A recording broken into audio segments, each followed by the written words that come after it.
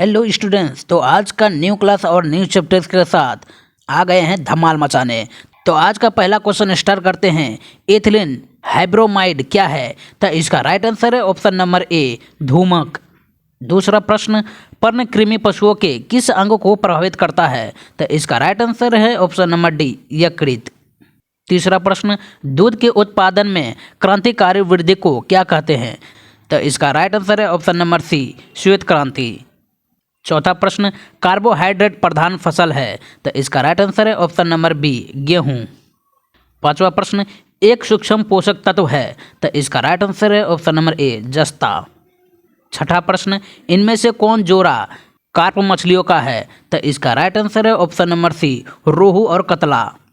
सातवां प्रश्न, royal jelly किसे कहा जाता है? तो इसका राइट आंसर है ऑप्शन नंबर सी, शहद, जिसे रानी मक्खी खाती है।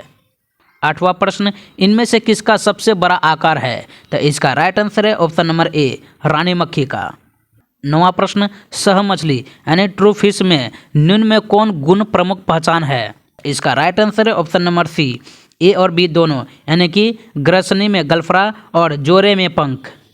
10वां प्रश्न, भारत में निम्न विकल्पों में कौन विकल्प मछली संवर्धन में उपयोगी है? तो इसका राइट आंसर है option number D, A B C सभी, यानी कि रोहू, कतला और कालवासु।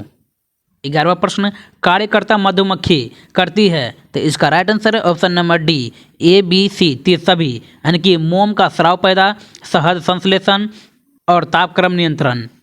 12वां प्रश्न, कार्यकर्ता मधुमक्खी अपने जीवन काल में कितने बार निषेचित होती है? तो इसका राइट आंसर है ऑप्शन नंबर डी, एक बार भी नहीं। 13वां प्रश्न, उर्वरकों का ज़्यादा उपयोग किस तरह की समस्या को पैदा करता है? तो इसका राइट आंसर है ऑप्शन नंबर बी, जल प्रदूषण। 14वां प्रश्न, कृमि का उपयोग कर कंपोस्ट तैयार करने की विधि को क्या कहते हैं? तो इसका राइट आंसर है ऑप्शन नंबर सी, कृमि कंपोस्ट। 15वां प्रश्न, दो या अधिक फसलों को एक साथ उगाने की प्रक्रिया को क्या कहा जाता है? तो इसका राइट आंसर है ऑप्शन नंबर बी, मिश्रित फसल उत्पादन।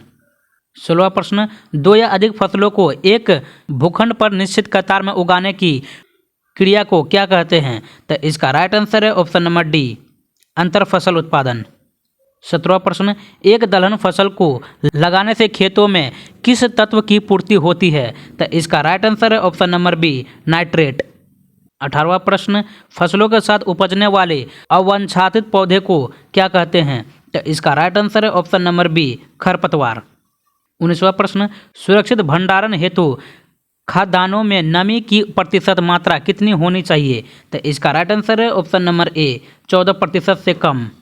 20वां प्रश्न, पीड़कों को नष्ट करने के लिए वाष्पशील रसायनों के उपयोग को क्या कहते हैं? तो इसका राइट आंसर है ऑप्शन नंबर सी, धूमन।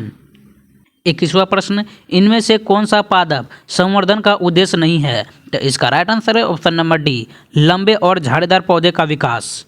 22वां प्रश्न, इनमें से कौन भारत में हरित क्रांति के जनक माने जाते हैं? तो इसका राइट आंसर है option number A, MS Swaminathan. 23वां प्रश्न, फसल, सब्जियां और फलों के विकास का अध्ययन क्या कहलाता है? तो इसका राइट आंसर है ऑप्शन नंबर बी, हॉर्टिकल्चर। 24वां प्रश्न, जून से अक्टूबर तक लगाए जाने वाले फसलों को क्या कहा जाता है? तो इसका राइट आंसर है ऑप्शन नंबर ए, रबी फसल। 24वां प्रश्न, जून से अक्टूबर तक लगाए जाने वाले फसलों को क्या कहा जाता है? तो इसका राइट आंसर है ऑप्शन नंबर बी, खरीफ फसल। 25वां प्रश्न, अक्टूबर से मार्च तक लगाए जाने वाले फसलों को क्या कहा जाता है? तो इसका राइट आंसर है ऑप्शन नंबर ए, रबी फसल। 26वां प्रश्न, किसी फसल की दो भिन्न वांछित गुणों वाली पृथक प्रजातियों के माध्यम कृत्रिम पादप प्रजनन कराने की क्रिया को क्या कहा जाता है? तो इसका राइट आंसर है ऑप्शन नंबर ए, पादप संस्करण। 27वां प्रश्न, पौधे को पोषकों की आपूर्ति मुख्यतः किसके द्वारा होती है? तो इसका राइट आंसर है ऑप्शन नंबर सी, मृदा। 28वां प्रश्न, वे पोषक जो पौधे के द्वारा बहुत कम मात्रा में जरूरी होते हैं वह कहे जाते हैं? तो इसका राइट आंसर है ऑप्शन नंबर बी, सूक्ष्म पोषक। 29वां प्रश्न, मृदा के पोषकों के पुनः पूरण के लिए किसका अनुप्रयोग किया जाता है? तो इसका राइट आंसर है ऑप्शन नंबर सी, ए और बी दोनों, यानी कि प्राकृतिक उर्वरक और रासायनिक उर्वरक। 30वां प्रश्न, जहर की ग्रंथि किस मधुमक्खी में पाई जाती है? तो इसका राइट आंसर है ऑप्शन नंबर ए, कार्यकर्ता। आज का क्लास कैसा लगा कमेंट करें और नेक्स्ट वीडियो के लिए हमारे चैनल को सब्सक्राइब कर ले।